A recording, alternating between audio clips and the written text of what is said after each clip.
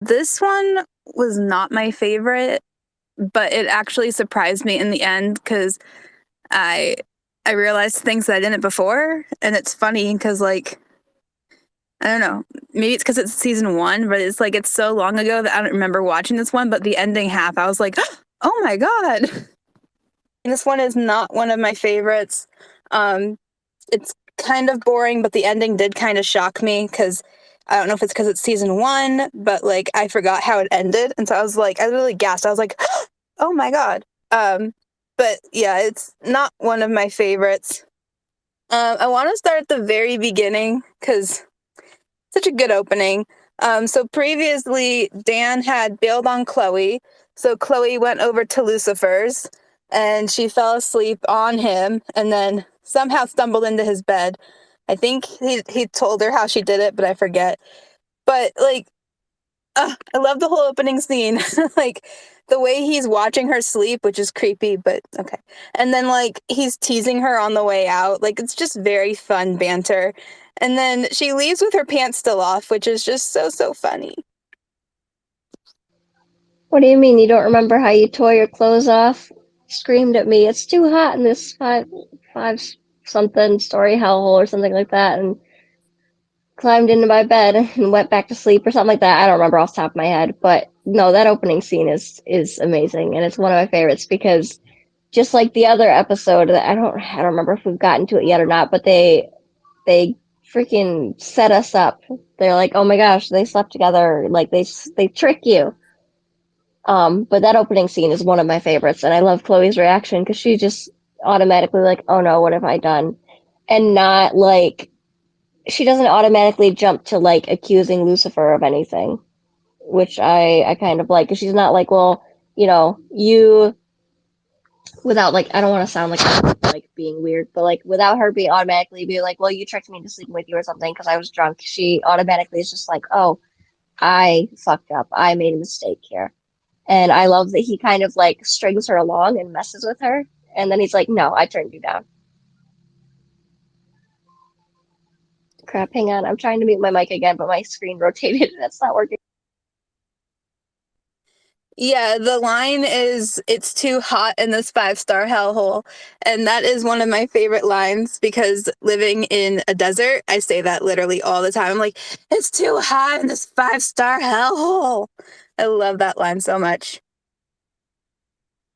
And then another favorite line of mine is from this one when I forget what he's talking about, but Lucifer just goes, it's very traumatic. Like, that just describes so much. So much. It's very traumatic. This is incredibly off topic. Well, not incredibly, but I wanted to add too. Did everybody see that our lovely Germ got nominated for one of the most beautiful faces of 2022? Like, go Germ. She is so pretty and she deserves it and she better win. No, I did not see that. But like that's very fitting because when I was watching the episode, especially with my new glasses on, I'm like, she's so pretty. Look at her hair, look at her eyes, look at her face. She's so pretty. So that's awesome. I retweeted it on my personal account so you can go look at it and I will retweet it on this one too so that others can see it as well.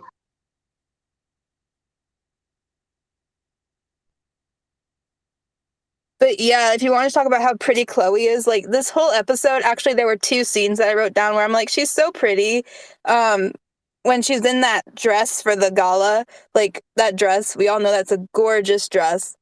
And then even just at the end when she's like home in her, her comfy clothes, not necessarily her pajamas, but like in her comfy clothes, like she just looked so gorgeous. I literally wrote, God, Chloe is gorgeous. So like, yes, she's very beautiful. So congratulations, Lauren, on being noticed for her beauty.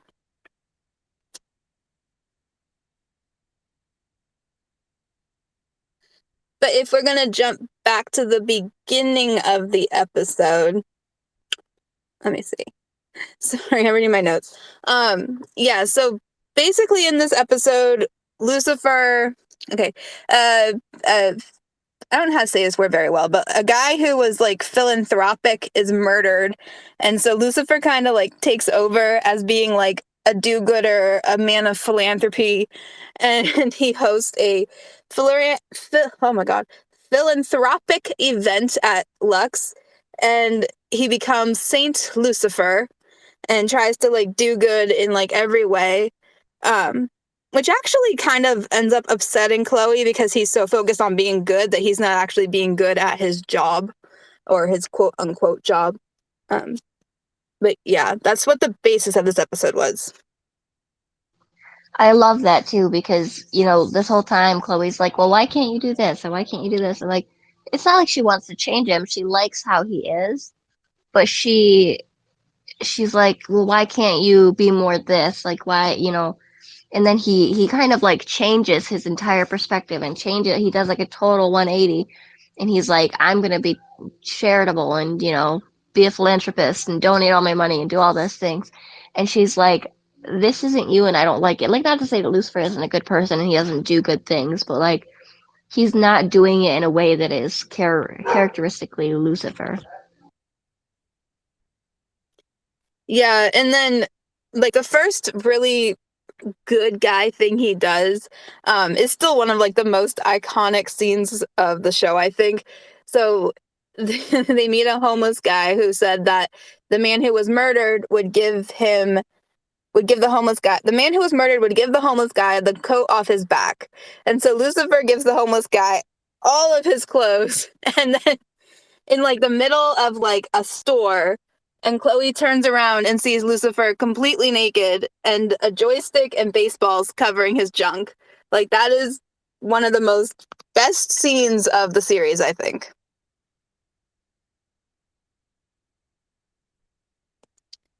And then after that, they so I guess there was like a pre-party to like the big party. Um and this is another thing that I forgot in this episode. I forgot that he sang in this episode, Lucifer. Like I don't remember what he sang, but I forgot that he sang in general at that pre-party. And then at the end of when he has to like leave, there's a woman who just shouts at him, "I love you." I thought it was so funny. But that's another like I completely, I guess, like washed this one from my memory and made room for everything else because there's so much here that I forgot happened. I like how towards the end we find out that he donated for that kid's scholarship, which is something I didn't expect, I guess. Like it's the right kind of twist that you would get in a show like this, but I never expected him to do it. I thought he would just kind of be like, oh, tough luck, or maybe even expect the kid to ask him for a favor, or it would just kind of end on that sad note. But the fact that Lucifer came forward and like donated it was really, really sweet. And then Chloe finding out was fun too. Yeah, he's like, I'm done being good. And then she's like, oh, really? Because somebody donated money. And he was like, oh, did they? Like, he doesn't want to admit that he's a good guy, but he's a good guy. Oh, someone donated money? Couldn't be me. I'm the devil. Oh, he was so good in this episode. Like, literally and figuratively, even though Chloe didn't like that side of him because it changed who she knew, like, he was at least like being good to people, which sucked in the end because okay, I'm gonna jump to the end. Which sucked in the end because he's like being nice to these people, he's being philanthropic, he's like opening his club and he's like opening like his heart to these people, and then in the end, the woman that he was helping shoots him. Like he couldn't win. Side note, but Hudson, it's good to see you. I'm glad you got to join us. Yeah, and it's I think that kind of really spoke to Lucifer in a way too. Like maybe I'm like overstepping or like leaping or something here, but I think that like Lucifer kind of like it kind of shows that he learns that no matter what good deeds he does or how good he is or if he changes, like bad things are still going to happen. There's still going to be people that take advantage of him, and like he doesn't have to change who he is. Even if he did change who he was, like it's not going to keep bad things from happening to him or keep. I don't know what I'm trying to say. Hopefully it makes sense. But like, because Lucifer has like this entire like premise or this idea that, if he were a different person or if he weren't the devil, people would like him more. His luck would change. And But the reality is that even if he were a better person, not that he's not a good person, but if he did better things, people would still do bad things to him because it's not him that's the problem, it's them, the people that choose to do these bad things. Well, it's interesting, right? So Malcolm was hired by Amenadiel to shoot and kill Lucifer, and Lucifer, as the devil, convinces Malcolm to not shoot him. But then this woman that he was helping and being a good person toward, she ends up shooting him. So yeah, it kind of shows him like, well, I guess I might as well be myself because being somebody else is going to get me killed, I guess. But yeah, that whole ending, I literally forgot that that happened. I forgot how this episode ended. I forgot that the woman ends up shooting him.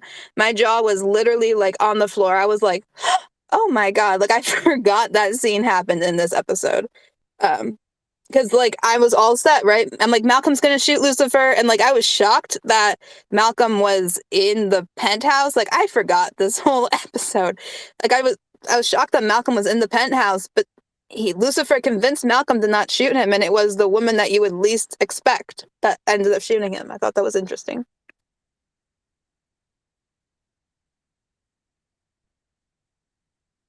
Okay, going back through my notes. Okay, so Sorry, I'm this, not much help. no, you're good. So, I'm not trying to interrupt you. I just wanted to be like, I'm sorry, I would help more, but I didn't get to watch this episode and I don't want to have a bunch of background noise. No, you're good, and you have no background noise anymore, so you're good. Um, but anyways, this episode like really started with the Maze and Amenadiel kind of romance or however you want to call it that was extremely short lived. That started with this one having sex in the car, like the scene from Titanic. Um, and okay, it's funny to me because the first time that I watched Lucifer, I started with like season 1, episode 12, and I seriously thought that like Maze and Amenadiel were a serious couple. So like going back and knowing like, oh no, she was using him, I thought that was really funny. But yeah, their relationship begins in this episode. He's using her in a way, though, too. Like, in a sense, he's trying to use her to get to Lucifer, to make Lucifer go back to hell, and also for, other things. Yeah, they're using each other. So I guess, which comes out in like, I think the season finale, kind of like pointing fingers, like, you were using me to get to Lucifer. Yeah, well, you were using me to get to Lucifer. And they're kind of just like at each other. And literally and figuratively, they are at each other. Um, Again, just going back through my notes, because this wasn't one of my favorites, but um, I did write some things down. Uh, I wrote down that I'm always so proud of Lucifer when he figures it out. Because, yes, Chloe had figured it out before him, but they hadn't, like, discussed, like, this woman did it, and this woman killed her husband. And so, like, when he's standing there and he's like, you killed your husband, I was so proud of him. They make such a smart, good team together. Because then at the, like, big party, Chloe's like, yeah, Lucifer, like, we already figured it out. And, like, they're just such a good team together. They're so smart. I love them. Lucifer is very, yeah, that's, oh no, sorry, I'm going ahead of myself here, but just Lucifer is very smart. Um, and that's really like shown in this episode. I don't know if I thought he was an idiot, but like he is actually very smart and figures stuff out on his own. And then back on the Lucifer is very smart. The the way that he figured out on his own that he's only vulnerable around Chloe because he didn't die when he was shot by that woman. And so then he goes over to Chloe's and he cuts himself and he figures out that she makes him vulnerable. And I love that last scene. It's so intimate. They're just talking, but it's such an intimate scene in her like foyer in her house. I love that scene so much. Do you or anybody else have anything to add about this episode? If so, raise your hand, because I'm trying to talking to myself here and it's weird. I would be of more use had I been able to watch the episode, but I kind of forgot, and it's been a chaotic night. Um, No, this episode's a hard one for me, a little because I don't even remember most of it off the top of my head. Other than I really like the opening, I like the scenes with the Menadil and Maze, despite the context. Um, Side note, and only because I just saw a tweet about it in the feed, but I still cannot wait to get to Maze's episode, even though we are so far away. Other I than that, no, know, that's all I've and got. I was just gonna say, I know, and just thinking about her episode makes me want to go to like all the places that she did, but that's literally in Canada, and I don't know when I'm getting back to Canada. Like the snow looks so nice right now. It's like 100 degrees. That sounds so nice. Okay, you enjoy your snow. I can't wait to get out of the cold weather. Okay, so apparently our show has turned to talking about the weather. Um, I'm kidding. Uh, but also just going back to what I was saying about Lucifer and Chloe being so smart. I literally have in my notes, Chloe is such a smart detective. Like they make such a good team, Lucifer and Chloe. They're both so smart on like by themselves, and then you get them together and they're even smarter. Like they're such a good team. And I think we all agree on that.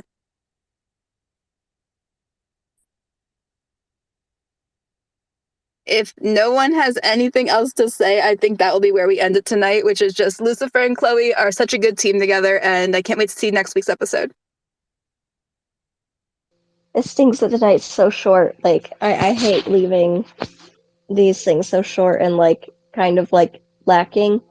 But this episode is so hard for me not being able to, like, 'cause I didn't get to watch it, and then there's just like it's hard to build off. Hopefully next week we will have a little bit more of a chance to talk before we do spaces and have some uh some actual content to share. I know, I hate these being short too, but like there's literally nothing to talk about with this episode. I was halfway through and I'm like, I have four things written down. Like this was not my favorite. It's not very good. I mean, it's good, but it's not very good. I don't know. But like, you know, Him. you spend like there were two very big scenes with Dan and Malcolm, and like I really don't care about Dan and Malcolm. Malcolm has Dan tied up, and then Dan gets out free and then tries to warn Lucifer that Malcolm's going to shoot him, and Lucifer's already been shot, but not by Malcolm. So, like, there's that whole part that I didn't really talk about. But I mean, other than that, like, this episode was kind of lackluster for me. So, there's not much to talk about here. See, I like the Dan and Malcolm scenes. Now, you know I have issues with Daniel, our detective douche, but I don't know. I like this. Like I don't remember a lot of it. I do remember like Dan cutting himself free with like what a plastic knife or something. But I don't know. I really like their scenes. I like that this has been an issue that is dragged out across several episodes. Like I like it when they do that with stuff like where you have to like watch several episodes to get the full story, and they kind of keep cutting back to it. It really just gives it more of an arc and shows that it's a large part of Dan's history. Um, I don't know, like I don't like Malcolm, but I like him as a bad guy, and I like the kind of the story arc that he has. I'm excited to see more of him and Dan, and I really like Dan in this episode because of that reason. Because you can see that he's not just an asshole cop who's dirty and doesn't care about anyone but himself, but he's smart and he's got his wits about him, and he's using them in this situation to try and turn it around. Can I just say that Malcolm was the nicest villain of all of them during the 6 seasons? Like, Michael was way worse, or wait, who else was there? Oh, I can't wait to get to the Michael seasons where we have the Michael apologists Yes, come in and defend him. Going back to Michael, I wanted to jump on something you said. So in this episode, Lucifer convinces Malcolm to not shoot him, but like that only lasts. I forget how the season finale ends, but like that only lasts for now. Like, and the way that Lucifer convinces Malcolm to not shoot him, which I said is like he is his devil self in order to convince him, like, you don't want to kill the devil. And it'll be interesting going in a couple episodes here with what Malcolm ends up doing.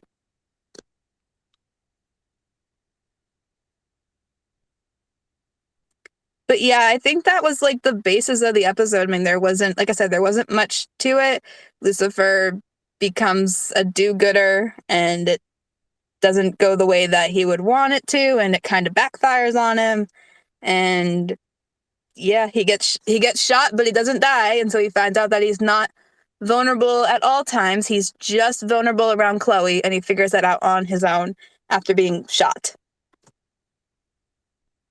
This is definitely one of the filler episodes where they kind of just use it to give us information, like with Malcolm and Dan, and then the Lucifer finding out that he's only vulnerable around Chloe. It's just one of those episodes where they want to give us this information, and so they build a story around it to give us that information, and hopefully next episode it picks up. That's not to say I didn't like this episode. I do like this episode. It's just it's one of those filler ones, and it's hard for us to find little tidbits to talk about. So hopefully next episode we can get a little bit more in our notes and have a longer discussion. And Hudson, I hope that you are able to join us again. I know you've been having trouble with that. You guys think we don't pay attention, but we see you. We know who can't join us and who's having a hard time. We hope to hopefully at some point have at least one earlier in the day chat like this so that some of our UK and foreign friends can join us. You know, it's 3:25 here a.m. So it's in the middle of night.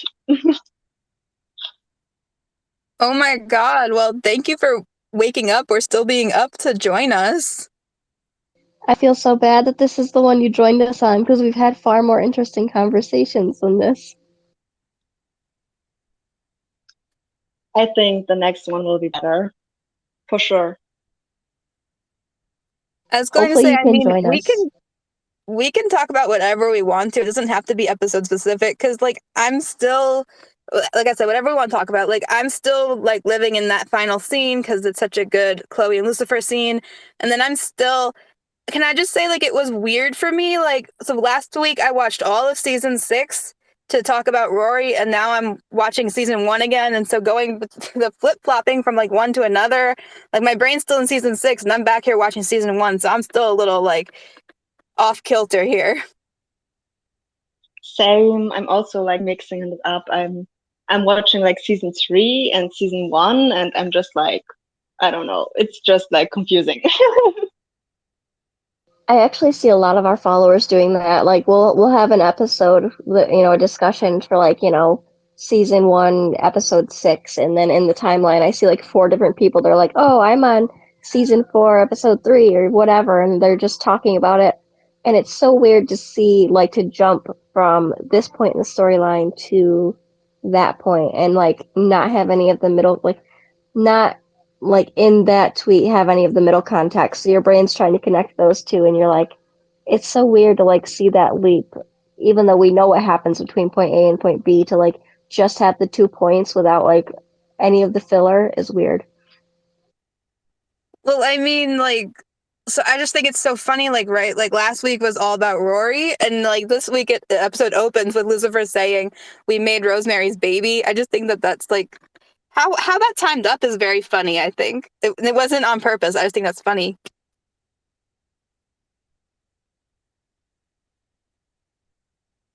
But does anybody have anything else to say this week, or else we're gonna like probably shut this one down? I mean, unless you want me to get a tangent about Florence Pugh and Yelena again, we should probably stop talking because I will go for hours and nobody will get any sleep. I just want to get back to planning all the Lucifer stuff that you're gonna see, because oh my God, there's so many places where you're gonna see in LA. It's gonna be insane. Oh, you guys are not ready. We are going to have so much content for you in about 5 weeks. We're going to have pictures and videos. We're going to hit all the beaches. We're going to do as much as we can, anyways. I don't want to fill our entire vacation up with Lucifer stuff, even though I'd love to. It's not the main point of the vacation. So, but we'll have a lot of content for you guys. We'll probably go live, and you guys will figure out my secret identity finally. However, I'm sure a couple of you have figured it out already because I've mentioned my daughter's name. Um, but yeah, we're gonna have a lot of stuff for you guys, and I'm excited for that. I'm excited to hopefully have a Lucifans meetup. If any of our fans, our friends in LA want to join us and meet up somewhere, we can do that.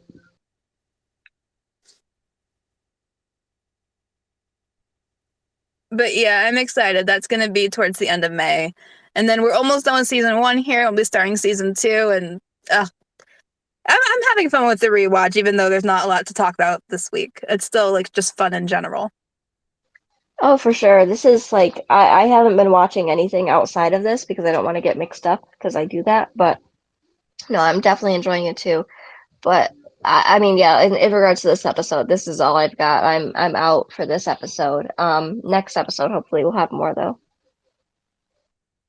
Sounds good. I just want to end it with I love Decker Star, and they were so good in this episode, and they make such a good team. That's it. Good night, everybody. We'll see you next week. Good night. Get some sleep, Hudson. Good night, guys. Bye bye.